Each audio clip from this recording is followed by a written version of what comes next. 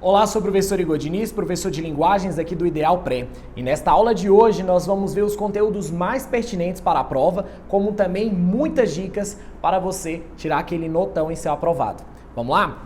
Nós vamos falar então da prova de linguagens. Sendo assim, os conteúdos mais pertinentes para a prova de linguagens no Enem, de acordo com os últimos anos, são interpretação de textos. A banca gosta bastante, de cobrar a questão da interpretação de textos, incluindo os gêneros textuais. Vale ressaltar, portanto, que conhecer os gêneros textuais, tanto a questão dos gêneros argumentativos, como também a estrutura dos outros gêneros, como carta e diversos outros gêneros textuais, torna-se necessário. Há também a teoria da comunicação, um conteúdo que envolve tanto a questão dos elementos da comunicação, como também as funções que a linguagem representa em um ato comunicativo. Sendo assim, uma das funções que muito cai na prova é a questão da estratégia argumentativa que o autor de um texto tem ao escrevê-lo. Temos também o conteúdo de variação linguística, um conteúdo que acaba caindo em grande quantidade de questões, portanto, tenham atenção, saiba quais são as variações linguísticas e também veja que o conteúdo estará associado ao conteúdo de literatura, principalmente alguns contos ou também obras modernistas, porque falam aí acerca da linguagem, principalmente regional. Outro conteúdo muito frequente que já mencionei é o conteúdo de gêneros textuais.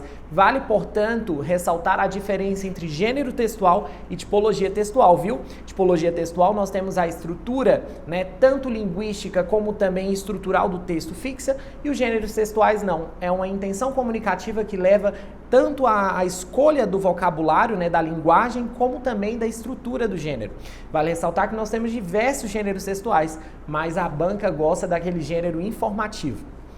Figuras de linguagem estarão também presentes na prova, principalmente a estrutura do texto envolvendo a interpretação dessa figura. Vale então indicar aí umas figuras de linguagens que são bem frequentes, como é o caso da metáfora, da ironia. E o conteúdo de coesão, que além de ser muito importante para a sua prova objetiva, também é importante para a prova de redação. Sendo assim, nós temos dois tipos de coesão, a coesão sequencial e a coesão referencial. Já já te dou uma dica sobre ela.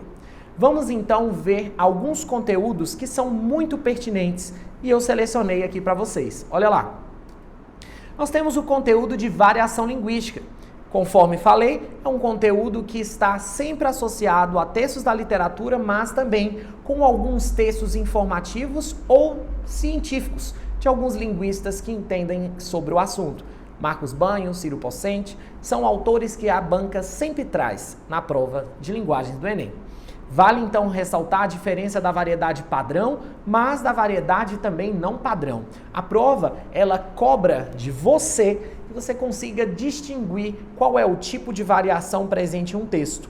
Então vamos lá, a variedade padrão, ela vai trazer aí o respeito às regras gramaticais. Veja aí na tela, olha só, são estruturas frasais mais complexas, a gente vai ver uma observância às regras gramaticais, porque a gente percebe que o uso da norma culta, ele querendo ou não, está agregado aí ao respeito, à obediência, no caso, das regras da gramática normativa.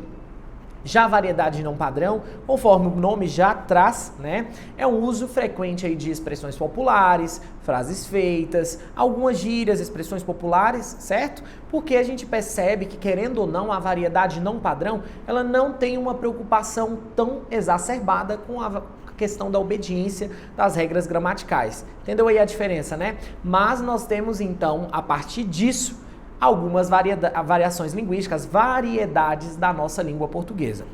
E aí, só uma dica, vale ressaltar o seguinte, que toda língua é flexível a variações, por diversas influências, seja do lugar, seja da situação, seja de um contexto histórico, como também de grupos. Então vamos lá. A variedade situacional, ou também chamada na prova do Enem de diafásica, ela trabalha com o uso formal e o uso informal da linguagem. Uso formal é aquele que respeita, querendo ou não, a gramática normativa, diferente do informal, porque o informal ele vai fazer uma adaptação, né, da gramática normativa, visto que é uma linguagem sem planejamento prévio. Ao contrário, por exemplo, da formal, que mesmo na fala, né, a fala que é instantânea, a gente consegue observar, né, o uso dessa gramática normativa. Vale ressaltar que a variação situacional ou diafásica vai depender do contexto no qual a mensagem será transmitida. Temos a variação histórica, ou também chamada na prova do Enem de diacrônica. E aí ela ocorre devido, né, à questão de necessidade do planejamento de uma atualização do nosso léxico. Sendo assim, a variedade diacrônica ou histórica, ela ocorre devido às necessidades de atualização da nossa ortografia. Um exemplo muito claro e recente é o novo acordo ortográfico, o qual mudou diversas acentuações, mas também, né, tirou aí o trema de palavras da língua portuguesa. Querendo ou não, a gente observa que foi uma mudança na ortografia da língua, devido à necessidade, claro, do tempo e também dos falantes. Outra situação, né, diacrônica aí era o nosso pronome de tratamento para afinidades, que era vossa mercê. Ficou vós mercê e, por fim, o que nós utilizamos hoje, o você. A gente percebe que essas mudanças elas são necessárias e, portanto, né, acaba afetando o nosso léxico. Vale, então, diferenciar duas coisas aí, o que são arcaísmos e o que são neologismo. Segura essa dica porque neologismo a prova cobra, viu? Arcaísmos são palavras que estão em desuso por ser muito antigas. E aí nós temos os neologismos, que são palavras criadas a partir de outras na língua portuguesa. Nós temos até algumas questões da prova, uma que trouxe a palavra coração-borim, né, que era coração com samba, e aí e tamborim, a gente percebeu que a questão ela queria mesmo falar sobre a estrutura de uma palavra, formada a partir de outras existentes. E aí, lógico, neo, porque uma nova palavra foi formada. Segurou a dica aí, né? Outra variação, nós temos a variação sociocultural, ou também chamada de diastrática.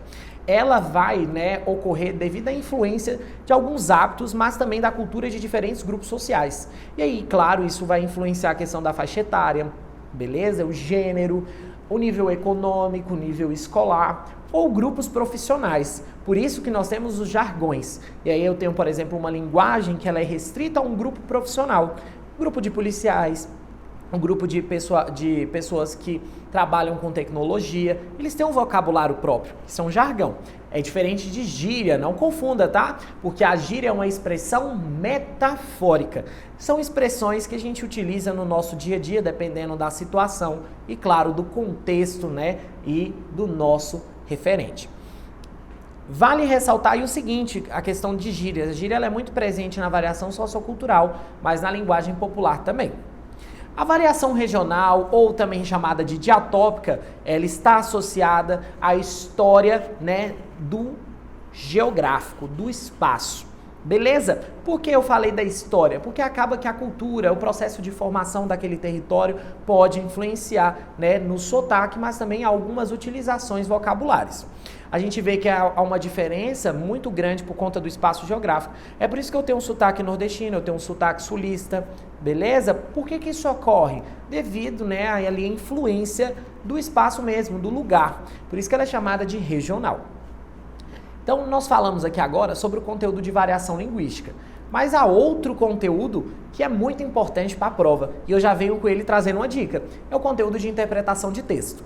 A interpretação de texto é extremamente importante para a prova de linguagens. Então, vamos a algumas dicas? A prova do Enem, ou melhor, as questões dessa prova, elas são elaboradas a partir de um texto e que nele, né, exige-se uma leitura, certo? Mas uma dica já aí para iniciar. Nunca comece a resolver uma questão do Enem lendo primeiramente o texto. Leia o enunciado e depois, se houver necessidade, leia o texto. Por que eu estou falando isso? Quando a gente lê o enunciado de uma questão, a gente direciona a leitura dela. Então, essa leitura ela não vai ser mais uma leitura qualquer do texto, ela vai ser uma leitura direcionada, porque eu sei o que a questão está cobrando. E aí agora vamos chegar num ponto bem importante. Vem cá. sobre as alternativas. As alternativas do Enem, elas são elaboradas a partir de alguns processos de erro de leitura que você, candidato, pode ter. Então, muita atenção. Nós temos o erro da extrapolação da leitura. Sabe aquela alternativa que você acha que está certa? Cuidado, ela pode ser uma alternativa de extrapolação. Como assim de extrapolação? A extrapolação da leitura, ela atribui, né, ela consiste em atribuir uma subjetividade a algo que está bem objetivo.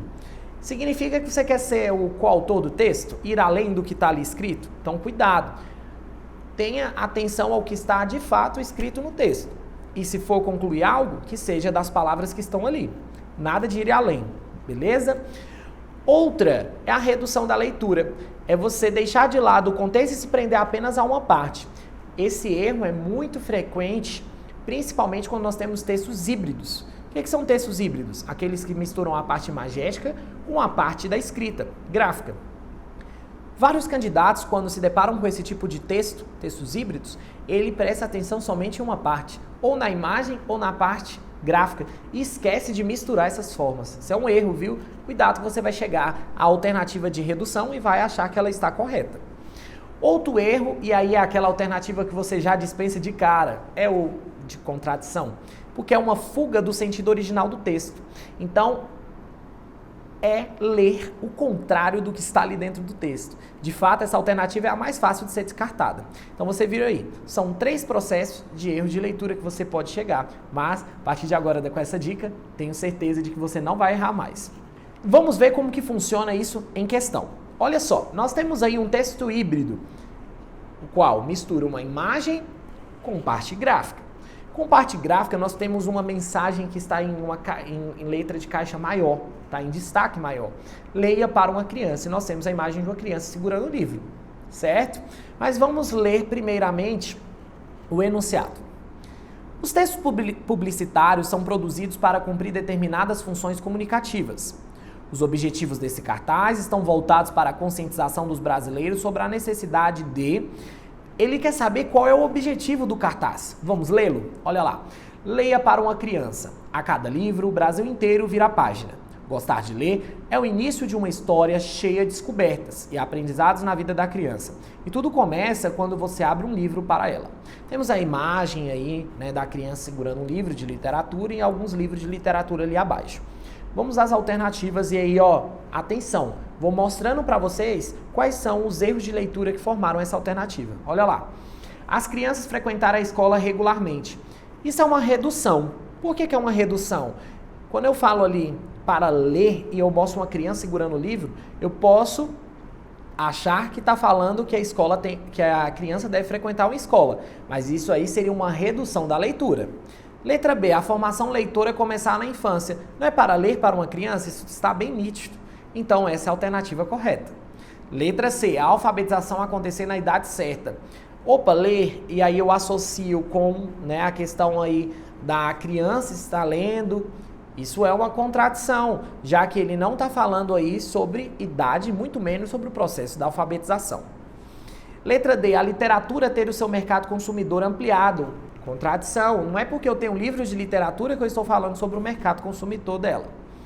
E letra E, as escolas desenvolverem campanha a favor da leitura. Opa, achei que essa pode estar certa, mas cuidado, isso é uma extrapolação, já que o objetivo dessa mensagem não é falar sobre as campanhas, até porque não temos esse dado dentro do contexto, né, apresentado. Ficou bem claro, né?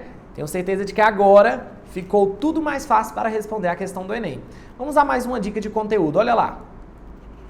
Elementos da comunicação e funções da linguagem.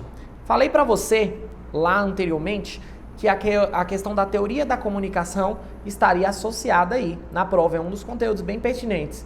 E aí eu tenho aí a função emotiva, que tem como centro o emissor. O emissor aí, ele é o destaque da função emotiva. Da função metalinguística, nós temos o código. Função poética, a mensagem. Função fática, o canal que estará em teste. Função referencial, né, que eu falei para você que cai bastante na prova do Enem, nós temos o referente, o contexto. E por fim a função apelativa, e aí entra a questão da argumentação, nós temos, né, então o receptor da mensagem. fique ligado nessas associações dos elementos com as suas respectivas funções. Na prova do Enem vai ser muito comum você observar questões que falem sobre estratégia argumentativa ou qual o objetivo. Tenham cuidado, porque quando ele falar de estratégia argumentativa, né, a forma de persuadir, ele está falando aí da função apelativa. Quais são as estratégias argumentativas que, por exemplo, o autor utilizou a fim de convencer o leitor acerca de algo? Então, a gente está falando aí sobre a função apelativa. Por isso é um conteúdo muito frequente na prova do Enem. Outro conteúdo é o de coesão, que não é só importante para a prova objetiva, como também para a sua redação na competência de número 4. A coesão ela se divide em dois tipos. Nós temos a coesão referencial e a sequencial. Vamos falar um pouquinho acerca delas? A função referencial ela tem por objetivo evitar a repetição vocabular dentro de um texto. Para tanto, ela recorre a substituições vocabulares, mas também o uso de pronomes dentro da estrutura e o processo de cadeia de referenciação. O que é isso?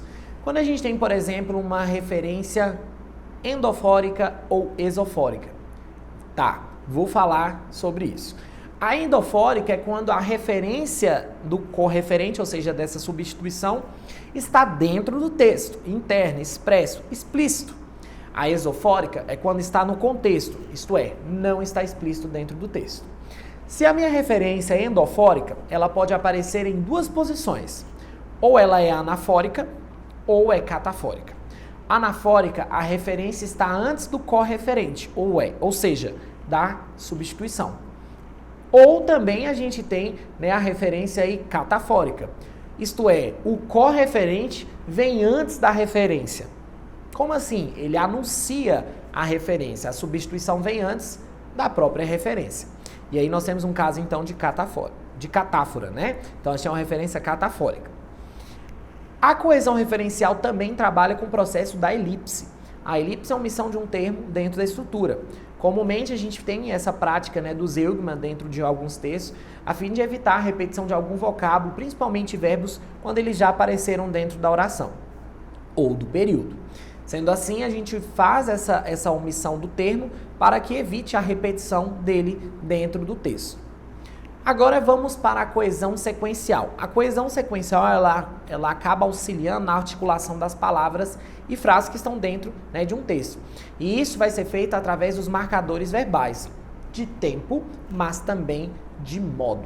Por quê? Por exemplo, em um texto narrativo, a gente presencia a estrutura ali dos verbos, né, conforme o tempo que foi utilizado, do início, do meio e do final, né, de uma ação por conta do tempo verbal. Assim como os conectivos, e aí nós temos as conjunções, por exemplo, tanto as conjunções coordenativas quanto também as subordinativas, as quais são também operadores argumentativos dentro do texto. Então a gente percebe que essas conexões, elas dão progressão na estrutura textual e, conforme o próprio nome diz, estabelece uma sequenciação das ideias. E aí, claro, as conjunções elas têm, né, uma denotação, uma semântica. Eles têm as conjunções, por exemplo, coordenativas, que podem adicionar, opor, que no caso estou falando das adversativas, mas lá na prova do Enem, olha a dica, eles raramente utilizam a nomenclatura adversativa. Você vai ver lá a questão de oposição. Aí nós temos as alternativas, explicativas e conclusivas. Lá nas adverbiais, nós temos 10 tipos de subordinativas, porque além das adverbiais, nós temos as integrantes, que e se. As adverbiais são 6 que começam com a letra C, final, temporal e proporcional. Nós temos aí a causal, a consecutiva, a concessiva, conformativa, comparativa e condicional. São 6, então, que iniciam com a letra C. Beleza? Então aí nós acabamos de falar da coesão sequencial. Ficou ligado, né? Isso vai fazer parte da sua prova, mas também é muito importante para a sua redação na competência de número 4. Então nós finalizamos aqui as dicas acerca dos conteúdos que estão presentes na prova. Vamos agora entrar na resolução de questões. E aí, claro, cheio de dica. Tchau, tchau! Fala, meus queridos, tudo bem? Sou o professor Igor Diniz, professor de linguagens aqui do Ideal Pré. E na aula de hoje, depois de toda aquela teoria da aula anterior, nós vamos agora resolver questões. Isso, nós vamos sair da teoria e vamos aplicá-la na prática. Então vamos lá? Questão de número 1 caiu no Enem de 2017. Vejam lá, conforme a dica que dei lá naquela aula de teoria, primeira coisa que você deve fazer para começar a resolução de uma questão do Enem é ler o enunciado. Por quê? Se eu leio o texto primeiro, é uma leitura descartada, mas quando eu leio o enunciado, a leitura ela acaba sendo direcionada ao que a questão está cobrando. Então vamos lá? Olha lá. Por meio de recursos linguísticos, os textos mobilizam estratégias para introduzir e retomar ideias, promovendo a progressão do tema. No fragmento transcrito, um novo aspecto do tema é introduzido pela expressão... Vem cá, antes da gente ler o texto, vejam só. Esta questão, que caiu no ano de 2017, ela cobra nitidamente o conteúdo de coesão. Conforme você observou aí, ele está falando que algumas estratégias, no caso a coesão, ela serve para introduzir, retomar ideias, mas também para promover essa coesão, né, essa progressão dentro do texto. E aí vejam só, essa progressão do tema ela pode ser estabelecida através de operadores argumentativos, os quais, né, conforme falei, são as conjunções que a gente aplica dentro do texto. A questão ela fala de um modo bem objetivo, ela quer saber qual é a expressão ou palavra ou, né, expressão aí dentro que está dando progressão do tema. Vejam só, então, na leitura. Essas moças tinham o veso de afirmar o contrário do que desejavam. Notei a singularidade quanto principiaram a elogiar o meu paletó cor de macaco. Examinaram-no sérias, achavam o pano e os aviamentos de qualidade superior. O feitio admirável, esvaideci-me.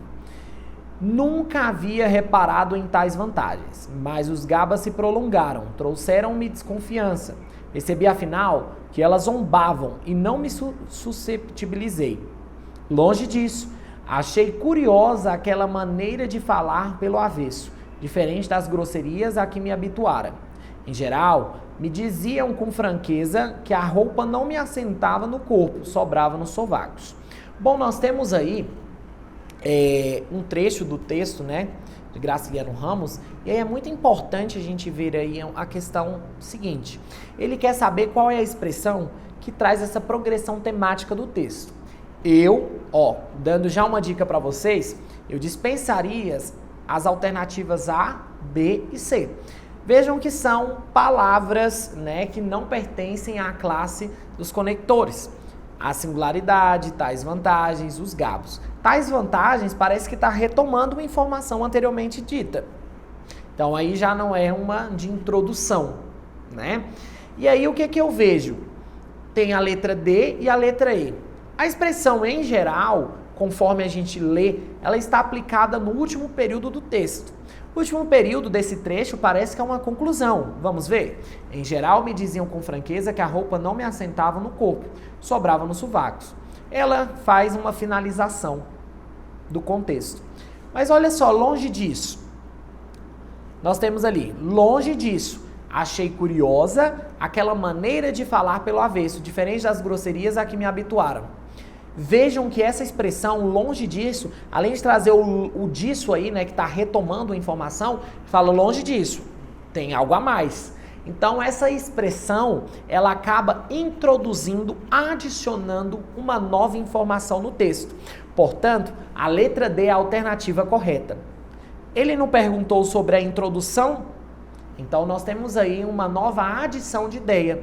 Então, a gente vê que essa progressão temática, ela foi estabelecida através da coesão sequencial. Vamos a mais uma questão. Questão de número 2 é do Enem PPL de 2019. E aí, olha só, ele traz como enunciado, no texto, a recorrência do emprego do artigo as e do pronome essas. No último parágrafo, esse recurso linguístico contribui para... Olha só, falam que na prova do Enem não cai gramática. Acabamos de ver a classe do artigo e a classe do pronome. E aí, claro, muito cuidado, porque essas duas classes elas estarão associadas aí a outros vocábulos, a fim, claro, né, de trazer o objetivo, né, desse recurso linguístico nesse último parágrafo. E aí esse objetivo, ora é para, né, reforçar, ora é para retomar uma palavra, uma referência, né, de referência que já foram colocadas. Vamos lá. Então nós temos aí, ó, no texto, a recorrência do emprego do artigo as e do pronome essas. Conforme a gente leu aqui no enunciado, eu vou prestar atenção agora durante a leitura a esses dois vocábulos. Tá vendo que a leitura agora ela foi direcionada? Ao contrário, se eu tivesse lido o texto anteriormente. Viram só, né? Então olha lá. As alegres meninas que passam na rua com suas pastas escolares, às vezes com seus namorados. As alegres meninas que estão sempre rindo, comentando o besouro que entrou na classe e pousou no vestido da professora. Essas meninas, viram aí, ó, retomando, essas coisas sem importância. O uniforme as despersonaliza. Ó, tá vendo esse as retomando aí, né? Mas o riso de cada uma as diferencia. Riem alto, riem musical, riem desafinado, riem sem motivo, riem. Hoje de manhã estavam sérias. Era como se nunca mais voltassem a rir e falar coisas sem importância. Falava uma delas. O jornal dera a notícia do crime, o corpo da menina encontrado naquelas condições em lugar ermo. A selvageria de um tempo que não deixa mais rir. As alegres meninas, agora sérias, tornaram-se adultas de uma hora para outra. Essas mulheres. Vejam que o vocábulo essas, ele vai até mudando aqui nesse último período, mas vejam que ele está retomando uma mesma referência. Então vamos às alternativas? Ele pergunta o seguinte, no último parágrafo, esse recurso linguístico contribui para intensificar a ideia do súbito amadurecimento. Não viraram essas mulheres, a gente consegue ver, né, que o artigo, como também o pronome, embora esteja aí, né, com o papel de fazer essa retomada, de relacionar-se com essas meninas, a gente percebe que é óbvio que ele vai fazer também, intensificar essa ideia do súbito amadurecimento. Se você pega, por exemplo, esse último período aí do texto, desse trecho, fica óbvio, né, que elas mudaram, né, de meninas e agora são mulheres, ou seja, houve um amadurecimento aí, não riem mais e tudo. A gente percebe que com o decorrer dessa narração, com o contexto que foram colocado e o emprego, obviamente, desses dois vocábulos em análise, eles intensificam aí essa ideia do súbito amadurecimento no qual essas meninas passaram. Aí a gente tem a letra B, indicar a falta de identidade típica da adolescência, pelo contrário, a gente percebe que elas têm identidade. Organizar a sequência temporal dos fatos narrados, bom, isso daí ficou, né, pelos cuidados dos modos e tempos verbais que o texto, né, utilizou, não pelos esses vocábulos. Nós temos aí, completar a descrição do acontecimento trágico, não completou, ele retoma e expressar a banalidade dos assuntos tratados na escola. Também não, porque ele está reforçando, isso acaba, né, sendo uma das estratégias de ideia.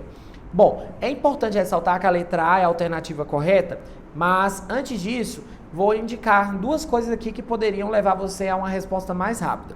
Quando ele fala sobre artigo e pronome, bom, são duas classes gramaticais que colaboram, né, com a coesão referencial e não sequencial. A coesão sequencial, conforme vocês observam ali na letra C, ela serviria para organizar a sequência temporal dos fatos narrados.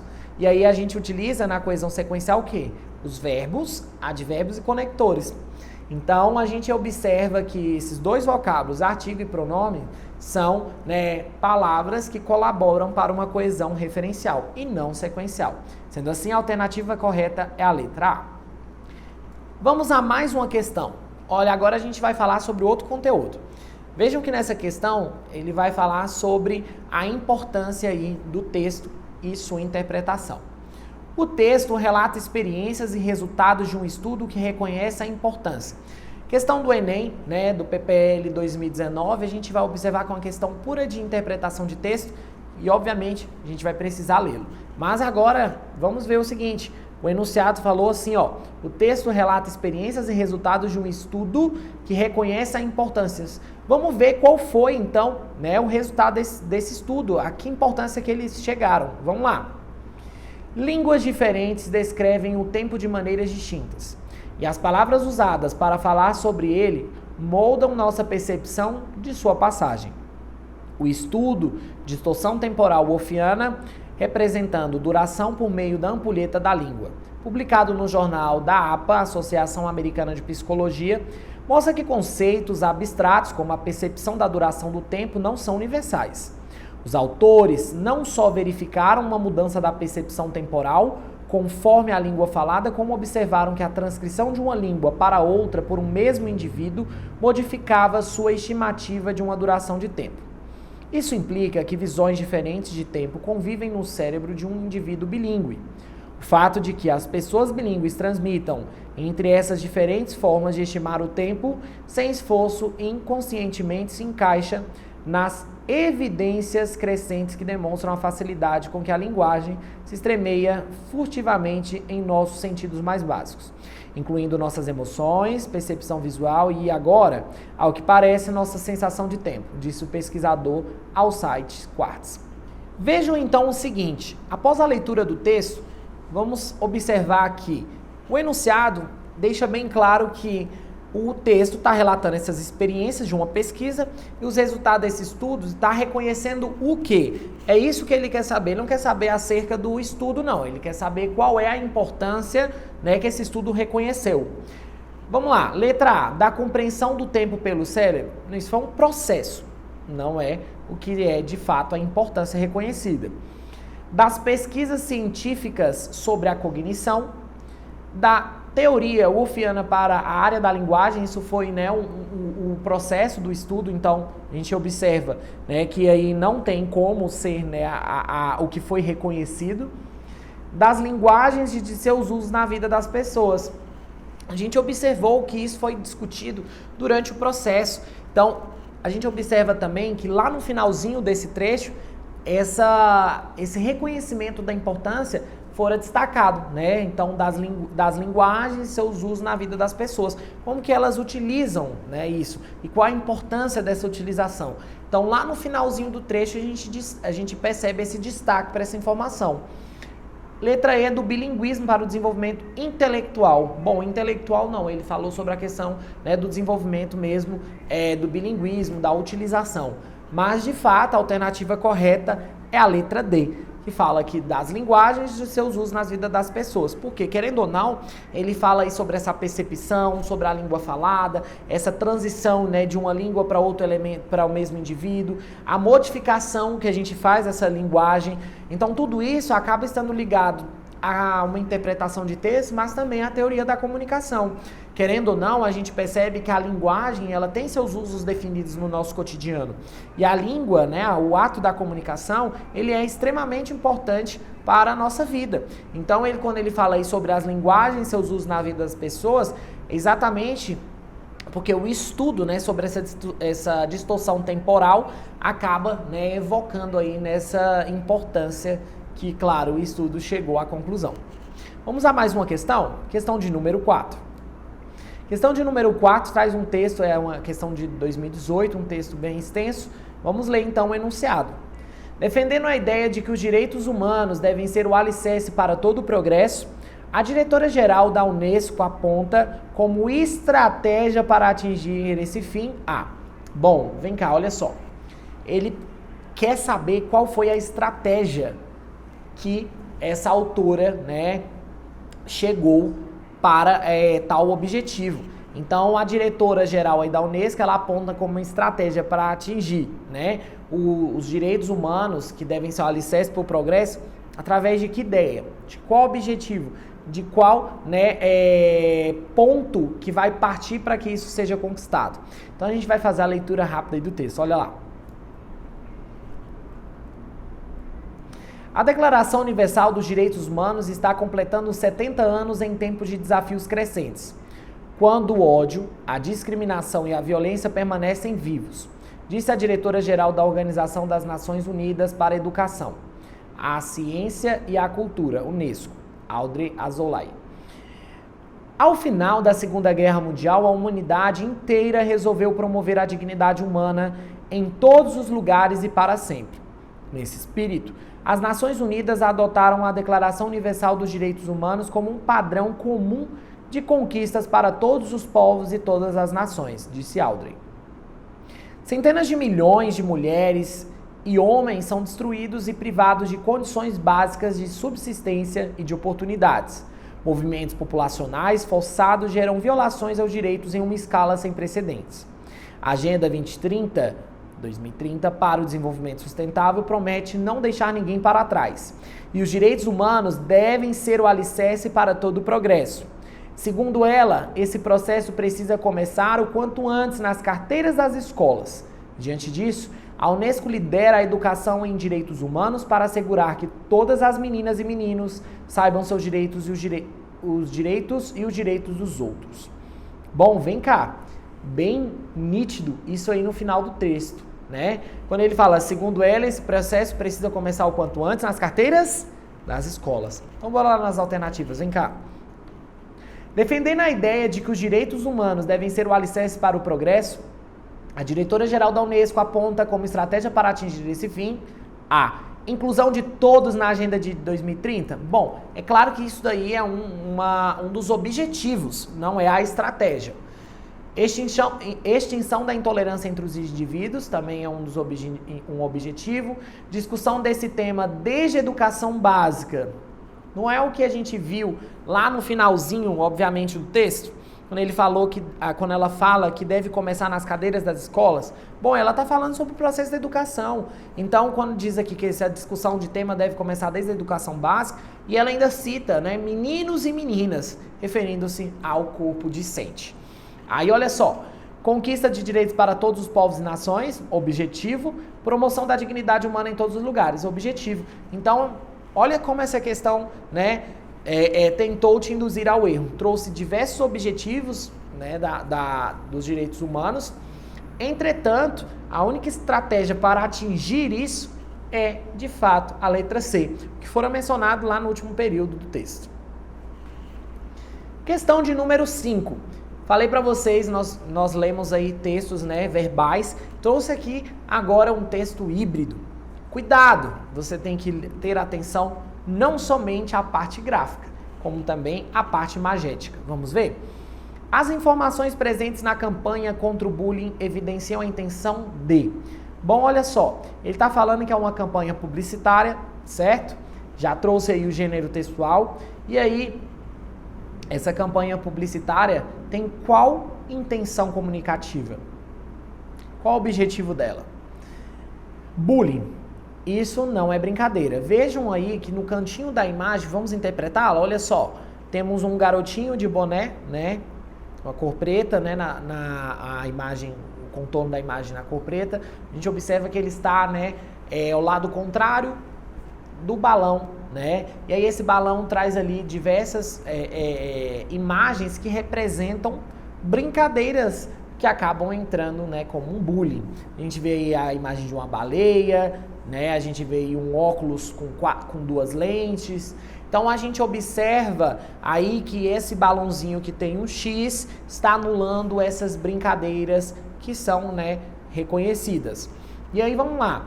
As informações presentes nessa campanha contra o bullying evidenciam a intenção de destacar as diferentes ofensas que ocorrem no ambiente escolar. Está querendo mostrar, incitar isso? São reconhecidas, né? São brincadeiras já reconhecidas, então não há necessidade de destacá-las. Letra B. Elencar os malefícios causados pelo bullying na vida de uma criança. A gente não tem, né, essa elencação de malefícios. A gente só vê, né, a imagem da criança e do balão que demonstra essas brincadeiras e que isso não é uma brincadeira. Vejam uma associação aí da parte imagética com a parte gráfica, com a parte verbal. Letra C, provocar uma reflexão sobre a violência física que acontece nas escolas. Cara, isso aí é extremamente uma extrapolação do texto, né? Quando a gente vê elencar os malefícios causados pelo bullying, a gente foca ali só na imagem da criança, uma redução de leitura. Destacar as diferentes ofensas que ocorrem no ambiente escolar, de novo, é uma redução ao balão. Letra C, provocar uma reflexão sobre a violência física que acontece nas escolas. Tem gente que chegaria e fala, professor, eu acho que é essa. Bom, isso é uma extrapolação. Algum momento o texto menciona, né, essa questão da violência física? Percebeu aí, né? Letra D, denunciar a pouca atenção dada às crianças que sofrem bullying nas escolas. Novamente, uma outra extrapolação. Afinal, a gente não, né, tem esse dado dentro do texto. Acaba que isso aí serve até mesmo como uma contradição, que é uma fuga de algo que nem tem aí dentro, né, desse texto híbrido. Por fim, a letra E, alertar sobre a relação existente entre o bullying e determinadas brincadeiras. Olha só, o balãozinho ali não traz essas brincadeiras que já são reconhecidas? E aí, olha só, a parte gráfica, bullying, isso não é brincadeira, reforçando então a imagem. Viram que essa associação na leitura ela é extremamente importante? Então aí nós temos a alternativa E como a alternativa correta. Bom, chegamos aqui ao fim das resoluções dessas questões e, claro, vou acrescentar dicas para você. Vejam que é muito importante você fazer primeiro a leitura do enunciado para que a leitura, claro, do texto da questão seja direcionada, apropriada para a resolução e não uma leitura descartada. Vejam também que os conteúdos, eles não caem de uma forma, né, vamos dizer, tão explícita. Está, claro, associada à interpretação, conforme nós fizemos aqui nessas resoluções e apontei na aula de teoria. Sendo assim, estudem e uma boa prova. Tchau, tchau!